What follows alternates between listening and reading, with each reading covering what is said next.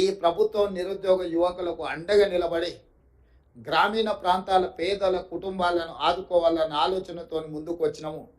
ఇదే కాకుండా DSC notification TET లేకపోవడం వల్ల కొంతమందికి అవకాశాలు రావట్లేదంటే టెట్ పరీక్షలు నిర్వహించిన తర్వాతనే డిఎస్సి నోటిఫికేషన్ ఇచ్చి వాళ్ళకు కూడా అవకాశాలు కల్పించడం జరిగింది.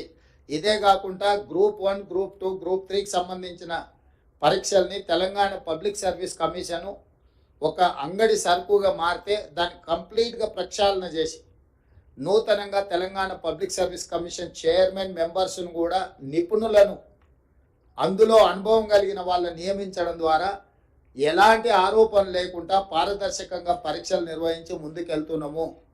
తొందరలోనే గ్రూప్ 1 ఫలితాలను కూడా ప్రకటించి వందలాది మంది తెలంగాణ పట్టభద్రులను గ్రూప్ 1 అధికారులుగా నియమించడం ద్వారా తెలంగాణ పునర్నిర్మాణంలో వాళ్ళను కూడా భాగస్వాములు చేయాలనుకుంటున్నాము.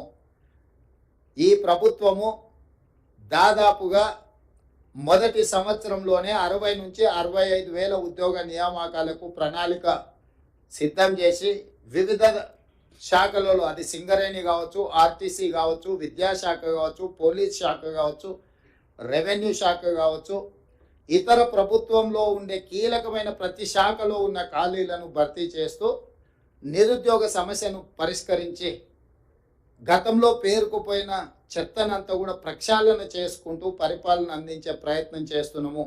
ఏది ఏమైనా ఇందులో ఈ ఎగ్జామ్స్లో పాస్ అయిన వాళ్ళకి మనస్ఫూర్తిగా నేను అభినందనలు తెలియజేస్తున్నా. భవిష్యత్ తరాల యొక్క బాధ్యత మీ మీద ఉన్నది. టీచర్ ఉద్యోగం అనేది ఉద్యోగం కాదు, ఇది భావోద్వేగము. నీళ్లు నిధులు నియామకాలలో ఈ నీళ్లు కూడా మనకు ఒక భావోద్వేగము, విద్య కూడా ఇంకొక భావోద్వేగము తెలంగాణకు. ఎందుకంటే గత పాలకుల వల్ల, అది తెలంగాణ రాష్ట్రం రాకంటే ముందు కానీ తెలంగాణ రాష్ట్రం వచ్చిన తర్వాత కానీ విద్య నిర్లక్ష్యానికి గురైంది. బడ్జెట్ కేటాయింపులలో కూడా గతంలో అన్యాయం జరిగింది. మేము వచ్చిన తర్వాత బడ్జెట్ను కూడా పెంచి ఈరోజు అన్ని రకాలుగా ప్రభుత్వాన్ని ముందుకు నడిపించడం ద్వారా బడ్జెట్లో కూడా న్యాయం చేయాలన్న ఆలోచనతోని నిధుల కేటాయింపులు కూడా పెంచినము.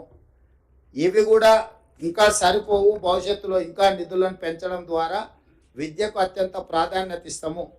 ఇదే కాకుండా చంద్రశేఖరరావు గారు పదే పదే నేను SC, ST, OBC, minority residential schools ఇచ్చిన వాటి వల్ల చాలా ప్రయోజనం చేకూరింది అని వారు చాలా సందర్భాలలో చెప్పడం జరిగింది.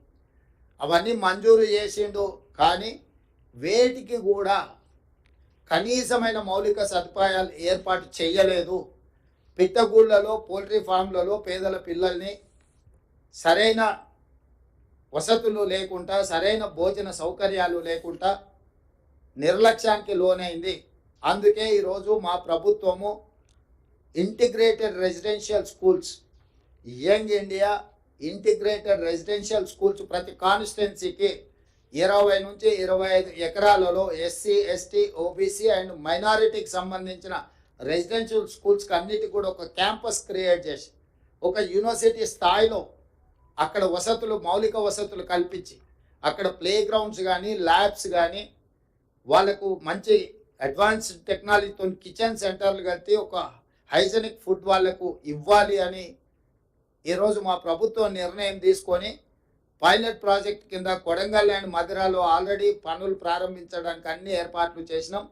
100 అర్బన్ హైదరాబాద్ 19 నియోజకవర్గాలను పక్కన పెడితే దాదాపుగా గ్రామీణ ప్రాంతాలలో ఉన్న 100 శాసనసభ నియోజకవర్గాలల్లో ఈ యంగ్ ఇండియా ఇంటిగ్రేటెడ్ రెసిడెన్షియల్ స్కూల్స్ని పూర్తి స్థాయిలో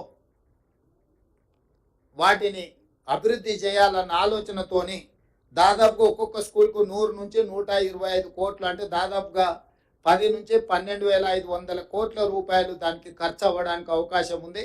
దానికోసం నిధుల సేకరణతో పాటు ఈ ఇన్ఫ్రాస్ట్రక్చర్ అంతా కూడా మౌలిక వసతులను అందించడానికి మా ప్రభుత్వం పూర్తి స్థాయిలో ప్రయత్నం చేస్తుంది. అదేవిధంగా 10 సంవత్సరాలు టీచర్ల ప్రమోషన్లు కానీ, టీచర్ల బదిలీలు కానీ ఏ రోజు చేయలేదు. ఎన్నో రోజుల నుంచి వాయిదాలు పడుతున్న టీచర్ల పదోన్నతుల ప్రక్రియ 21,419 మంది టీచర్లకు ప్రమోషన్లు ఇవ్వడం జరిగింది. ఇందులో ప్రాథమిక పాఠశాలకు సంబంధించిన వాళ్ళు 19,429 మందికి ఇవ్వడం జరిగింది. వివిధ స్కూళ్ళల్లో ఉండే టీచర్లకు, భాషా పండిట్లకు, ఫిజికల్ డైరెక్టర్లకి గురుకుల పాఠశాలల్లో ప్రమోషన్లు, బదిలీలు లేకపోవడం వల్ల ఒక తీవ్రమైన నిరాశకు లోనైన ఈ టీచర్లందరికీ బదిలీలు, ప్రమోషన్లని ఎలాంటి వివాదాలకు తావు లేకుండా మా ప్రభుత్వం నిర్వహించింది.